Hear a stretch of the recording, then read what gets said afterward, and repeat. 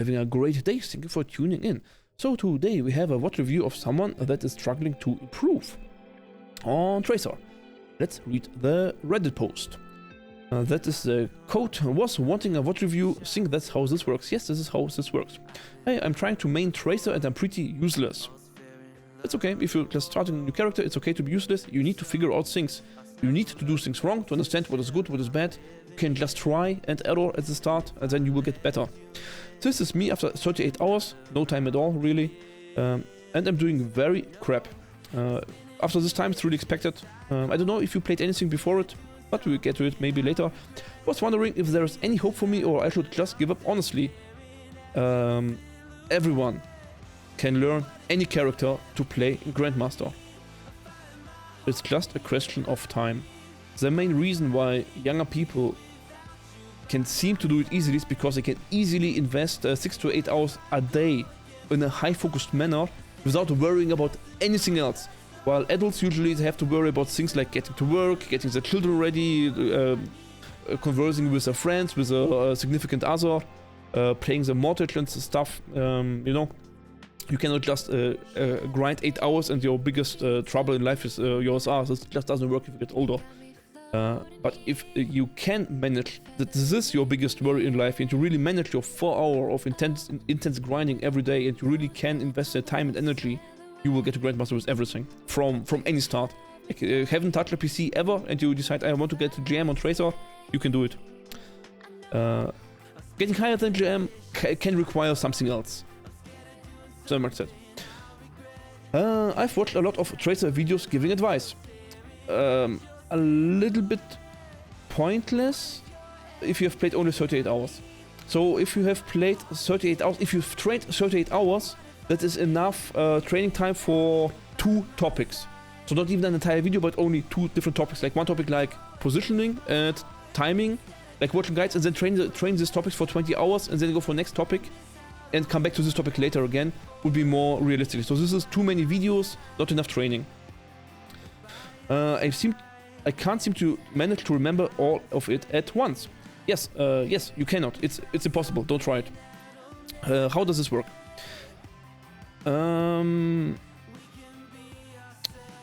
You have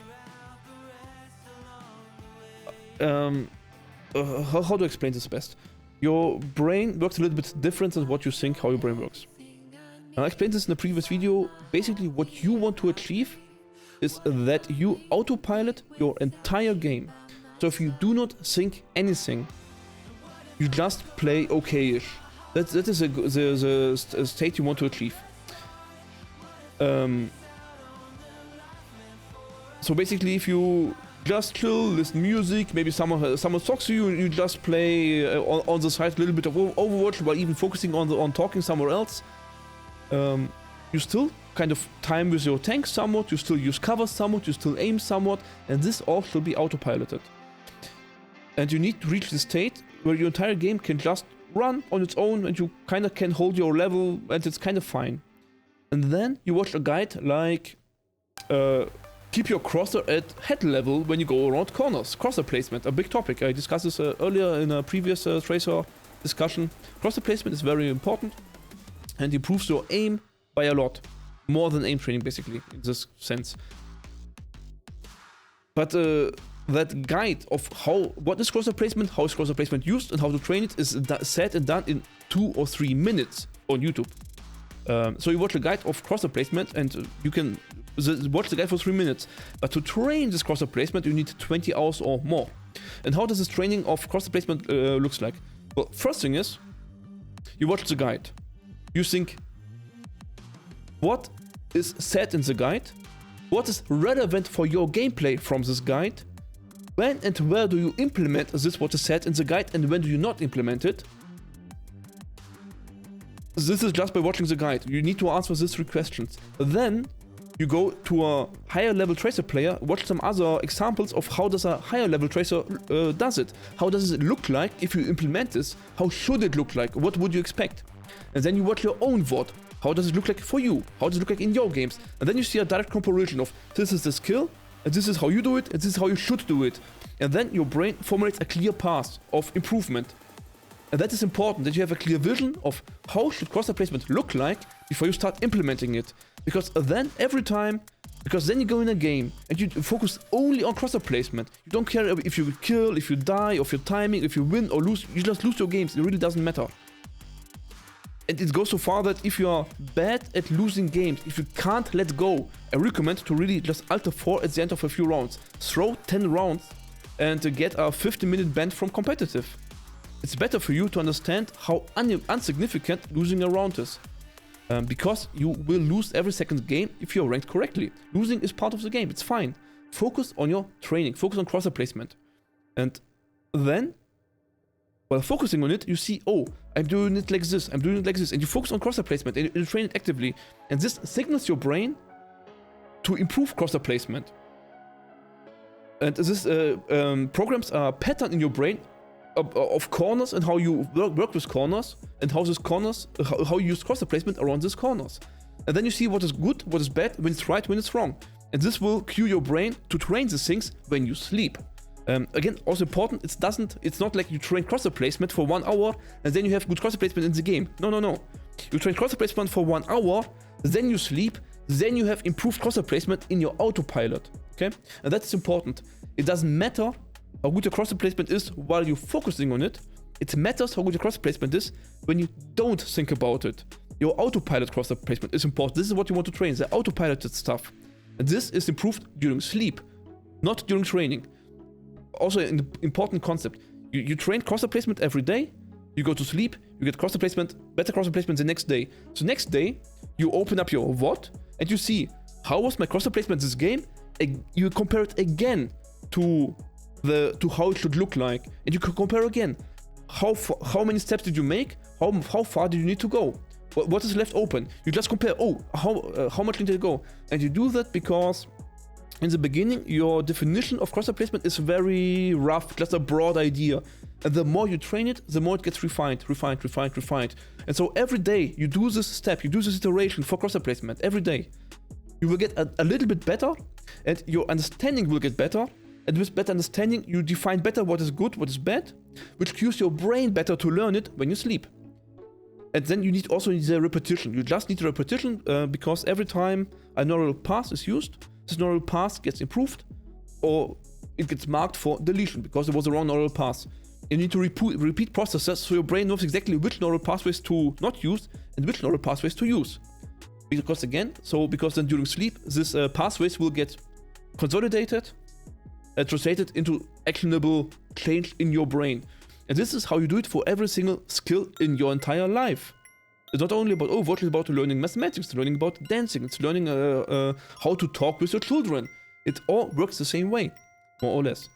And the more conscious you are about a specific skill, the better you can learn it. So if you want to skyrocket your training time, you need to do this entire process of deliberate practice. And deliberate practice is a term you can look up on YouTube of many sources. It's always the same. It's a very well-known technique to learn anything, and it's very well required because this is the foundation of how brains work at all. It's how change in brain is triggered and cued, how neural adaptation, how neuroplasticity works. Okay? So this sentence, I can't seem to manage to remember all at once, is your biggest downfall. Stop trying to remember everything at once. Forget everything. Focus on one topic at one time. And then after 20 hours of crosshair placement, you forget about crosshair placement. You don't think about it at all anymore. And now something magical happens.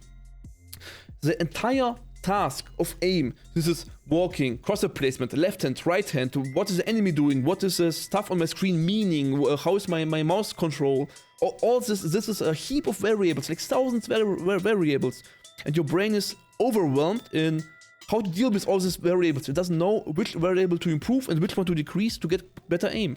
But now you have fixed one variable, crosshair placement is now fixed.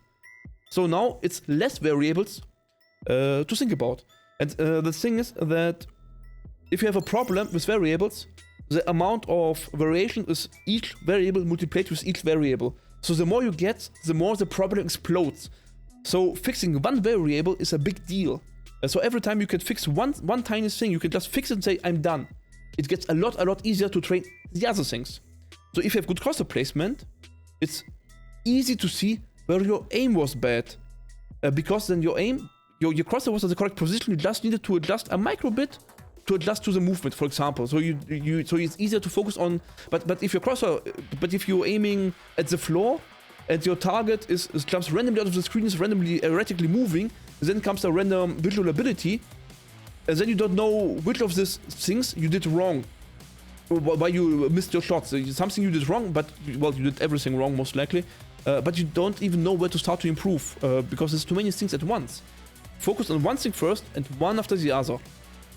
And after you've done the entire chain of Overwatch, after 500 hours, then you can start the cursor placement again and make it perfect. And this is how you want to improve. You don't want to watch 10 guides and try to think of 10 guides at the same time. This doesn't work. Okay. This is why also I will try to give you at most, I will try to give you only the biggest hints of mistakes you do. I will not list every mistake. If I list every mistake, I guarantee you, it is like every second I stop and say, you moved inefficient, your cover move was inefficient, you didn't look at your supports, you didn't look where your tank is, you didn't time with this ability. Like every second you can pause and point at a mistake, but this will not help you. It is too much. You cannot think about everything at once. It doesn't work. You need to autopilot so you can think on one thing and think about this one thing very, very well while training this one thing. Okay. By the way, and this is the sentence why I decided to watch reviews this things. By the way, before I forget it, I should tell you that I'm watch reviewing this. I'm very sorry. I'm reviewing your bot on Twitch TV. Yeah, ingame will post the highlight when it's done. Feel free to ask questions wherever you are comfortable with. So wherever you're comfortable with, you can ask questions on Reddit, you can ask questions on stream. On YouTube, for me it really doesn't matter. So let's see that no one else, no one else is reviewing it, so this is perfect. So we continue. I'm pretty sure I might be a little too dumb to improve, but no. Playing well is not a function of high IQ. You don't need intelligence to play Overwatch good. Actually, the opposite. There was at some point, scientists tried to figure out what is different on high-level chess players to normal players. And of course, they measured IQ of high-level chess players. Now, the kicker is, the top half, so the half of chess players that's above average in skill rating in chess, has below average IQ. So the average IQ of the lower half of chess players has a higher IQ than the better chess players. Why is that? Because they explained it with high IQ players. They have an easy start in chess because they have a high IQ, so they can adapt faster to chess. But adapting faster on the surface level doesn't help you at all, because the surface level exists, but the depth is like this, okay? You need to adapt to this depth in rigorous training, and train. It doesn't come easy, it's work, okay? Adapting to this is work, and it's a fun type of work. And that's why people tend to do it. It's because this is like internal motivation about playing well is much more fun than external motivation of my teammates played well. Because you can't control your teammates. It's like watching a TV show. If the TV show sucks, well, you can just turn it off and that's all. If your teammates play bad, well, you can leave the game, that is all. But if you have fun, how you play yourself, how you perform in this game, it is a different fun source, and it can be a lot more fun, and it is more fun for me. So the reason why I improve in Overwatch is because it is more fun than playing without improvement. It's not because I want to become a genius Overwatch player, it's because it's more fun, literally. Okay, that's why your intelligence is not a factor of improving. Intelligence can speed up the process of improving, but let's take the example of crosser placement. If you are a genius, you can learn crosser placement in 10 hours. If you are a dumb brick, you can learn it in 20 hours.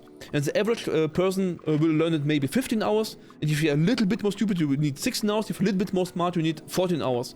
So yeah, out of this 15 hours, you can maybe save 1 hour if you are a little bit smarter than average, or take 1 hour more if you're a little bit more dumb than average.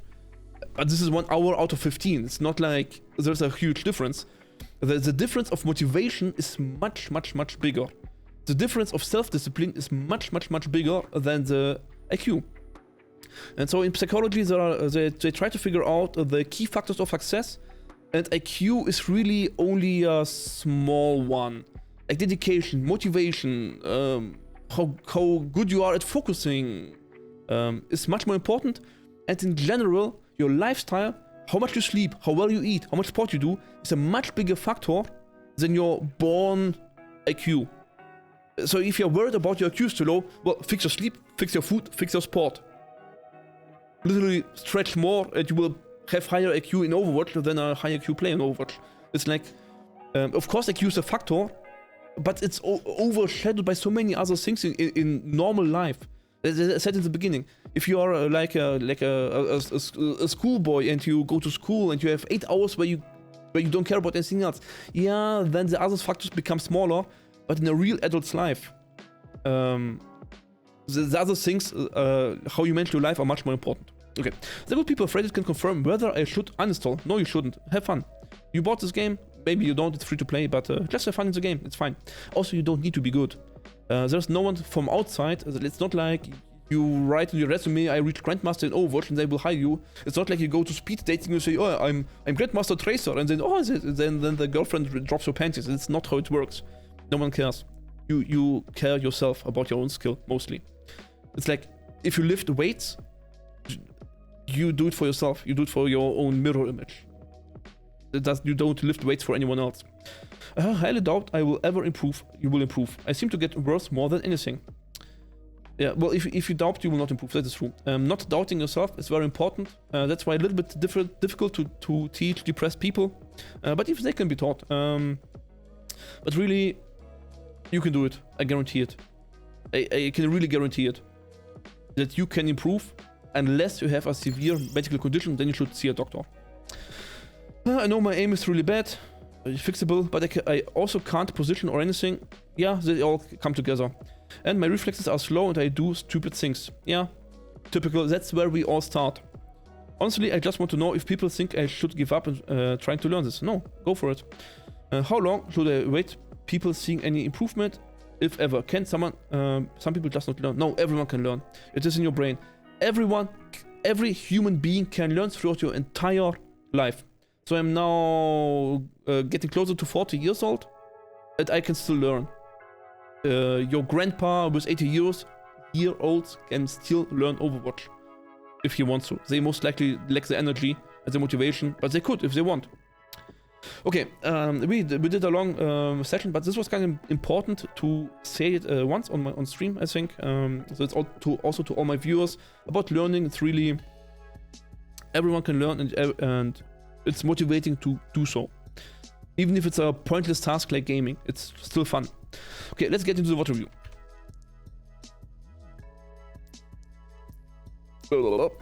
History, replays, import. Ooh. I just reached Master 1, by the way, that's why this looks so insane. I will not be there for long in Master 1, don't worry. This will look the opposite very, very fast, because I expect I will lose now 10 games in a row. But that's fine, it's part of learning. Like sometimes you get skyrocketed and then you get scary people and then you move on, but it's fine, it's part of learning. One thing about your Vodreview, always post your name. It's really unpleasant to guess who you are. Sometimes there are several tracers on both teams and sometimes they switch, and then it's kind of really stupid. Like if I invest like half an hour to Vodreview you, and then you tell me after, yeah, but you reviewed the wrong player, then it really sucks. So there is on Overwatch University, there is this form where it's suggested this form, like always post your name, your role, what you think you did wrong. You kind of did a lot in your text, this was good, but really your name is missing. Okay. Ooh. Yes, you won't stay long in Master 1, you will claim to claims. Thanks, Nasty. Thank you very much. We both know it will not happen, because what happens is, I climb to a higher level, and now I need to adapt to this higher level, and I adapt to the higher level by failing. And then learning from my mistakes, and then I can readapt, and then I can go the same and higher. So it's I have to make mistakes to learn my mistakes. And this is an important concept of learning, by the way. You need to fail to be able to succeed. Okay. Here we have Le Traceur. We go ahead of our team, we go for high ground, which I don't have a problem with. Also, by the way, point the level you play at. Point out the level you play at. Because this gives a hint of how critical one should be. I don't expect a high level, but there is still a big difference between bronze and plat, and all of them are low levels from a coach point of view. Because from a coach point of view, everything not in contenders is a low level. Yeah. Okay. So one thing is, now we heard stuff.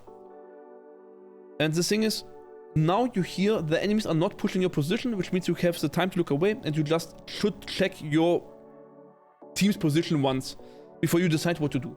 Because at lower levels, the teams are very chaotic, the tanks do random stuff, you don't know what they are doing, so sometimes they will just stand here and just shoot across the hall and do nothing, like divas sniping across the entire room, do 0 damage, and sometimes you will have Reinhardts just Omega charge into this wall. And you don't know which type of team you have, so you kinda, it's just a good idea to get information. Sometimes a little bit. Okay. Now the important things, Tracer things start. What do we do as Tracer? And I think this is really... So, it might seem a little bit awkward because I've seen one blink and I can already tell that you watched too many Tracer guides. And you need to kind of prioritize what you want to learn first. And what I like to do in the beginning is, like, if I have a totally new player, like 38 hours is really nothing. Really absolutely nothing. Like, I started on Sombra at 2100 SR, I know which one, and I needed like 100 hours just to stay in this level at 2100 SR comfortably. And from there I started climbing. Now I'm at Master 1 after 800 hours of Sombra training, roughly. So just for your estimation of... Yeah. Okay, so Tracer. What I would like to do is just a general game plan. What is your default? What you want to do to set up and look out for before you do things. And this is as Tracer, as flanker. So if we take this map as example, what do we want to do? A little bit conflicted which side to take on, but okay, let's go from here. Okay, I need to close this window. Okay, like this. So you have your team set up on the right side, and you have the enemy team set up on the left side. And so the green is your space, the red is the enemy space, and everything in between is contested. So you know both teams fight over control of the center point. This is the map objective right now. This is what both teams will fight over. So what you want to do is to go on an off angle, on a flank even. So this would be basically up here, where you look down to here, or you go to this room and look to this direction.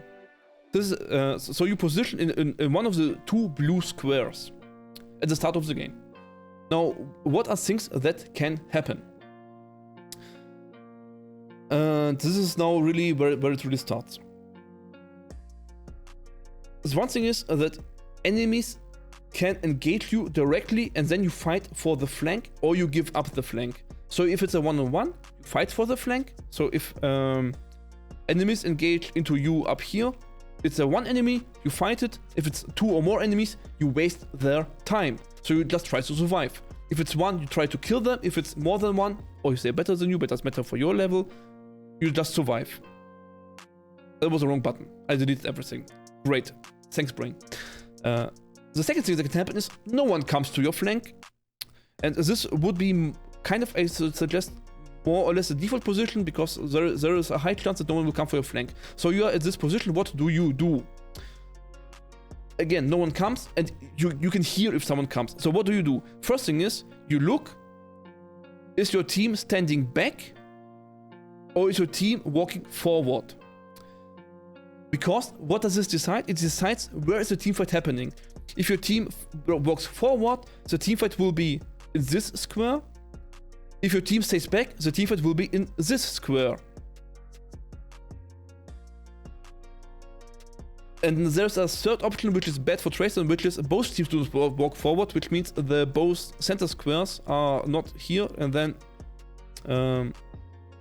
the team fight, they just stand on both sides and just poke. And this is a worst case, I will explain later.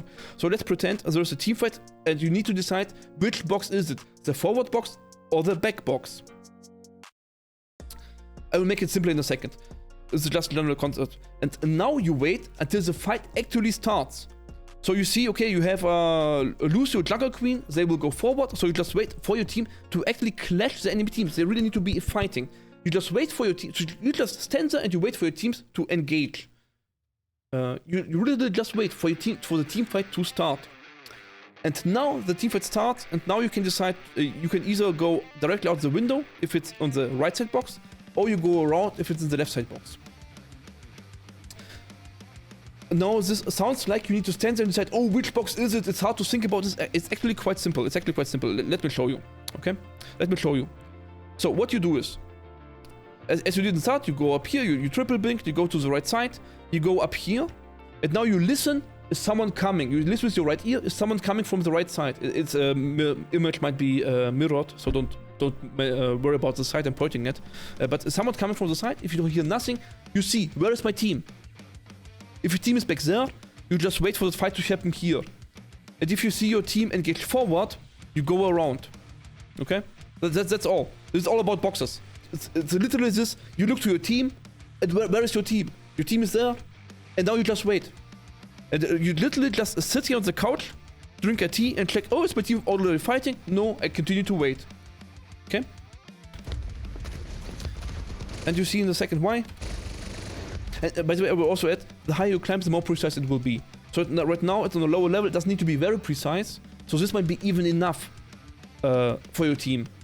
But if the enemies turn around and start shooting you, it might have been too early. And this is how you know, because you look at your team and see, is my team fighting? And you see your team is not fighting. That's why you know it's too early. And this is all about this explanation about boxes. It's like to understand why it is like this, but now is the execution. How do you actually use it? And you use it like this. You just see, is my team fighting? And you say, well, my team is clearly not fighting. Jungle Queen has a range of 5 meters, like, how is she fighting? And Lucy has a range of 5 meters, how is she doing anything? They're doing nothing. So you just wait. Okay? And here you see the reason why. You died. What did your team do? Nothing. They are not in position to do anything. But imagine you did nothing. What would have changed? Yeah, well, also kinda nothing. And this leads to the bigger problem. What is if your team stands back here, but the enemies have Hanzo, Widow, and they snipe your team? So what is if your team just stands in the green box, and the red team stays in the red box, and they shoot, and your Ash dies, your Ender dies, and you have just been standing watching your team, right? This is a bad situation. And this is the situation where I would personally not play Tracer. This is where I would pick a long-range character. So if you have a team that does not want to walk forward, this is where I would not play Tracer. But you have Lucio Jungle Queen, they will walk forward because they will try to do damage, and you just wait for them to be in position somewhere. And this can literally be waiting at some point. And you need to find the balance where to wait and when not to wait. And the thing is that you said about aim and positioning, and all of this does not matter because you used blink where you didn't need to use it. Aim was fine. Nearly every shot connected. Aim was fine. What more do you want? Some shots connected. Aim is fine. But the problem is the entire enemy team is fighting you. Like you're 1 versus 3. It doesn't matter how good you are, you will lose 1 versus 3. You will lose this fight. It doesn't matter if you are a Grandmaster. If you stay here and shoot these 3 people, you will die. So the entire problem was only timing. You went ahead of your team. And Tracer is a character where timing is most significant. Like with every other character, like Echo or Genji or Sombra, you could have done differently and went ahead and do something and get out, but with Tracer you really can't. So basically your only option here is to recall. You should have recalled, you didn't. Unlucky. So when should you have recalled? Now. Now is your time to recall. Why? Your clip is empty, you did damage to Soldier, you took damage, get out. There's nothing to be done anymore. You don't need to be precise with HP. You are already taking damage, and Soldier used his healing field. You will not do anymore. You can get out now. Let's skip forward a little bit. As they say, try again. Nah, don't be AFK in spawn, in comp. Always be moving, don't be AFK. Very important. Okay, now we go. Now, as you see, the timing is irrelevant because the entire team is still fighting. So timing really doesn't matter too much. And now we can watch on what you're doing. So now is the question, oh, where should you engage? What should you fight? should you attack? And the answer is, it doesn't matter too much. It matters a little bit, but it's not too important. You have a Mercy right in front of you, perfect, shoot it. Yeah, fine. Fine. You kill a soldier, you go for soldier, fine. It's fine. Really. No issue. Like, if you would have gone for the Bastion, it would have been okay. If you would have gone for Wife Lever, it would have been okay. Like, they're a little bit awkward targets, so it's good that you didn't. But even that would have been kind of okay. So, really, good enough. Well done.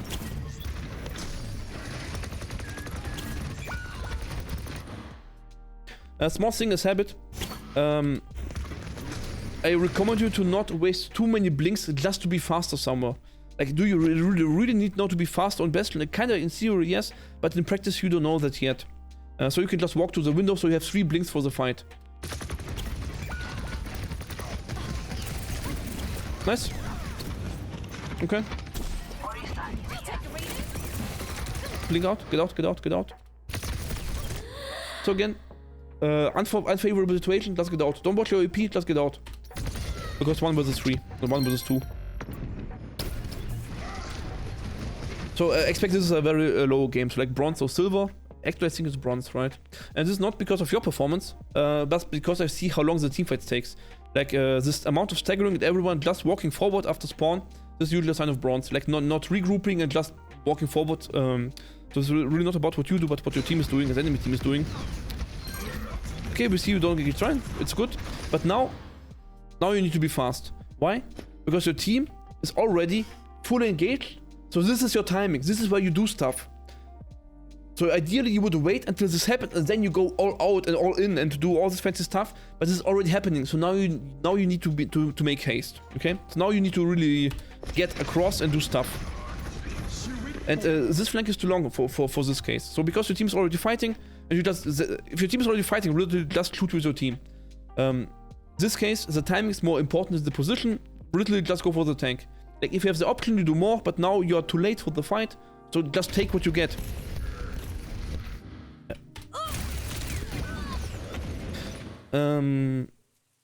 Again, you are here, Bastion not shooting, recall. Just start recall right away. There is no point in standing and taking Bastion's damage, just recall. It's fine.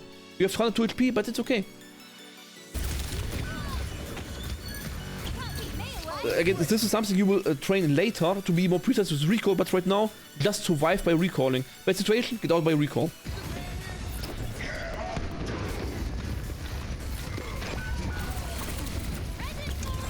Okay.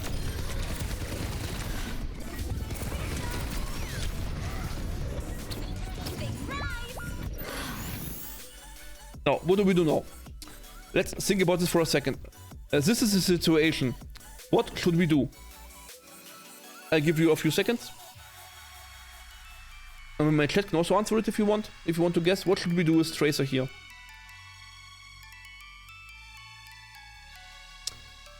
The thing is that this depends on which level you play, actually, which is funny. So at higher level, I would say, well, you Reaper just ints, let him die, and you reset. But at this level, you have a realistic chance to do something while Reaper is in. So you just wait for your Reaper to go in and then you do stuff. The important thing is, you should know your team just died and you can't do stuff alone. So now you should observe, oh, this is my Reaper. How can I use my Reaper? Well, you shoot the Bastion because with your Reaper.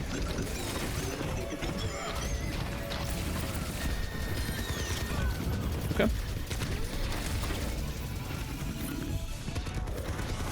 Good that you didn't blink, well done. Yeah, so this is really what I see. Like your aim and stuff, it really is okay. Your timing is currently your biggest drawback. It's really your timing at the moment. Like you didn't check once where your team is and what your team is doing.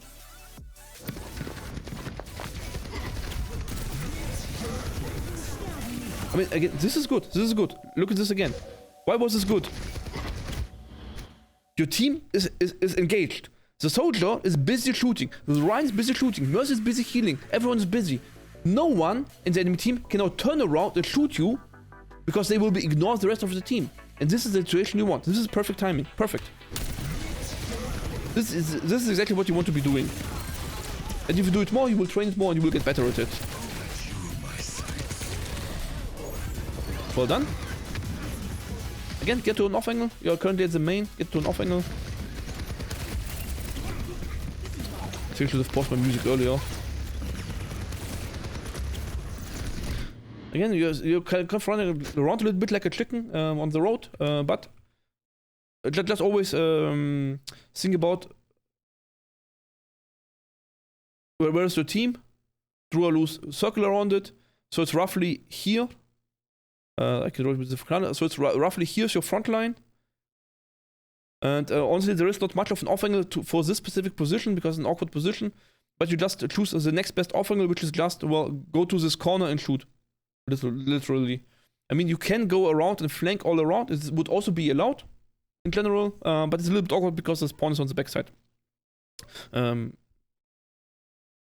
it's kind of just stand there and shoot and instead of just running left and right. Because your front line is up here, so your off angle or flank is to the side of it.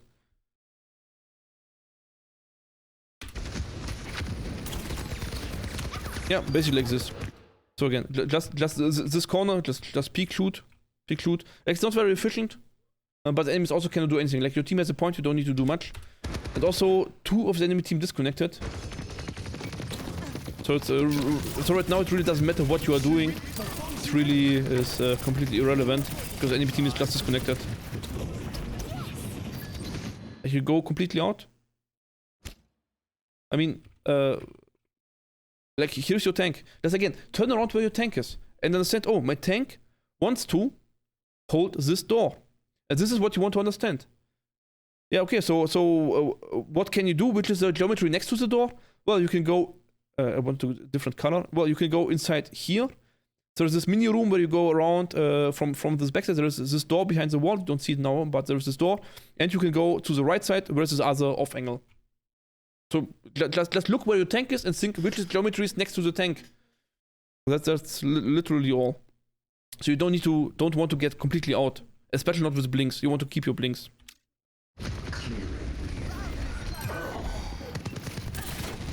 I mean, right now your Reaper was the front line, so you could say you should have adapted to Reaper, and yeah, you could have, but at this level it's not required. Just look where your tank is, it's fine. And now, where's your tank? Well, he's holding this door, but what are you doing? You're jumping ahead. Don't do this. Just go to your off angle, sit on the bench and wait. Wait for the teams to engage. So whenever you look at your tank, define where is the team fight, go to the off angle or flank, and then you wait until the teams engage. And then you attack. Every single time.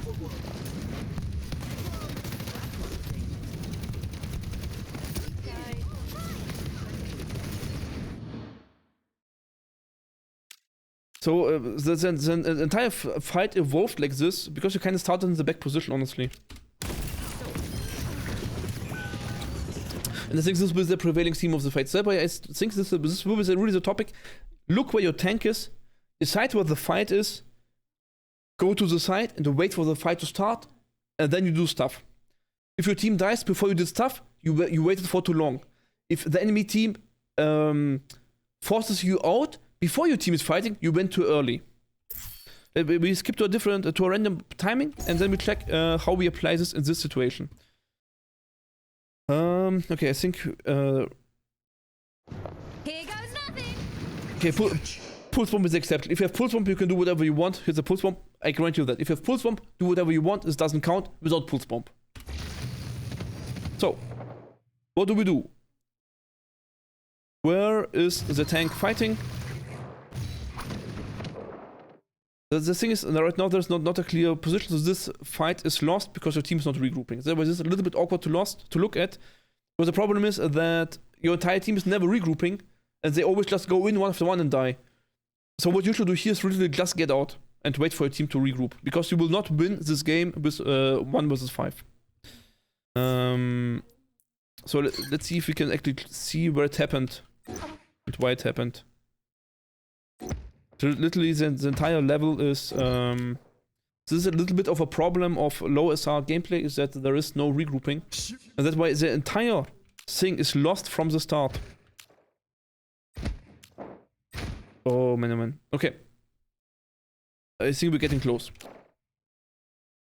So if you look at this, where is the team fight? Well, somewhere around here. Where is the flank position? Well, either here or here, and or high ground. I have to say or high ground. And which one you reach, it really depends on your timing and situation. You choose high ground, perfect. And now is your team fighting? Well, not really. But you got the Anna, so this is fine because Anna was isolated, so it was fine.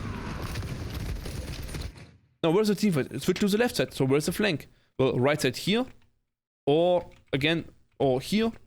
This would be also fine. You can go all around. To here would also be fine. You can go high ground, would be fine. What are we doing? We just go on the main with our team. And yeah, this is really awkward to watch because literally this timing position doesn't apply here at all. So whatever I said earlier, it really doesn't apply to this team fight. So this entire team fight is really just go in and kill stuff. And sadly on lower levels, gameplays always revolve, sometimes revolve around this.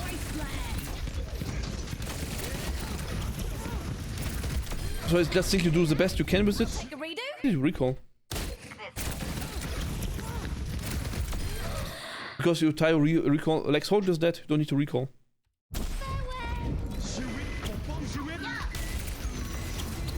Should have shot the best, it's fine. Because he wasn't looking at you. And now we go for a long flank. In the middle of the fight.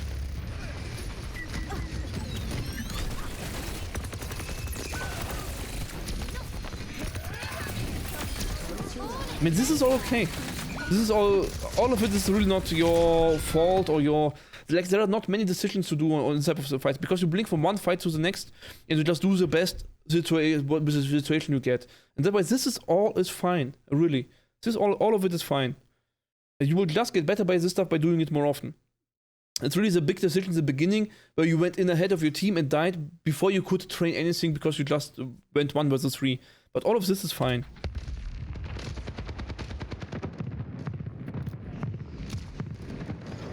Let's see when you come back. Kinda hope they would find another situation where we could demonstrate the concept again, but this doesn't seem like our team gets it. Gives us this situation where we can explain it more. Okay, is this a little bit of a problem? This is a little bit of a problem. Okay.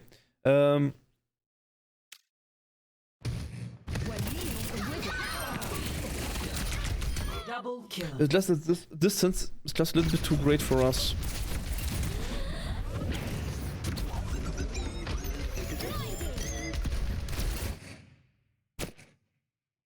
Not sure why you didn't attack the Anna. You did it before. It's kind of random. You did not attack the Anna here. Kills 2 again, not your fault too much. But now there will be one more team fight. So now you just want to wait for your Anna to engage. So now this is Anna is your front line. Your entire team is this Anna. So you look at so you jump up here. You go to a position. You look, where is my Anna? And where will she fight? Where will she attack? Well, she will go to the point here and try to survive here. And so you try to time it. When your Anna goes in, you drop onto this Anna. This is what you want to do.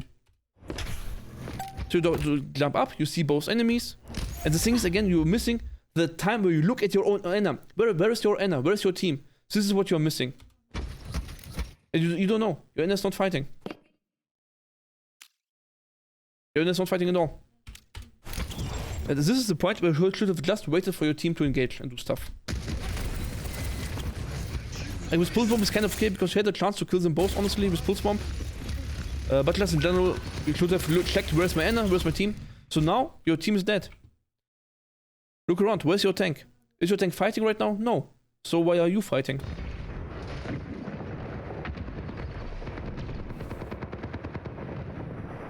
And now your tank is fighting, but you went completely out. And now you're completely out of the fight, while your tank is currently dying. So again, where's the fight? Well, it's here, so just stand here, shoot the D.Va.